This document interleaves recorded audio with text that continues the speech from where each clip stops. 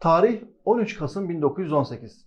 Mondros Ateşkes Antlaşması sonucu İngilizler öncülüğündeki İtilaf kuvvetleri İstanbul'u işgal ederler. İnsanlar gerekmedikçe evlerinden çıkmazlar. Çünkü düşman askerleri teftiş ve tehditleriyle eziyet etmektedirler.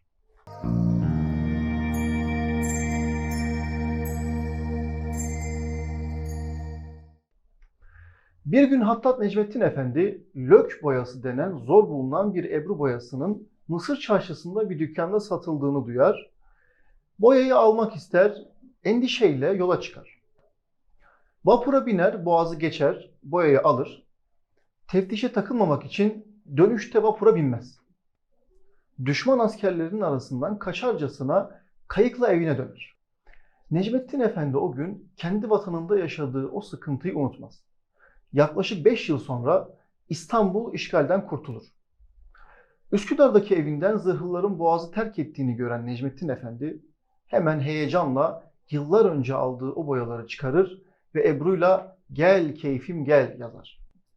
Kahvesini de alır, bir yandan giden gemilere, bir yandan da yazısına bakarak keyif yapar. İşte sanatçının intikamı budur. Bir ara heyecandan elindeki kahveyi yazının üzerine döker.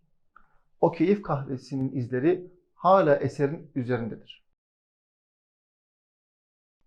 Sonradan bu ibare hattatlar arasında meşhur olur ve farklı formlarda yazılmaya devam eder.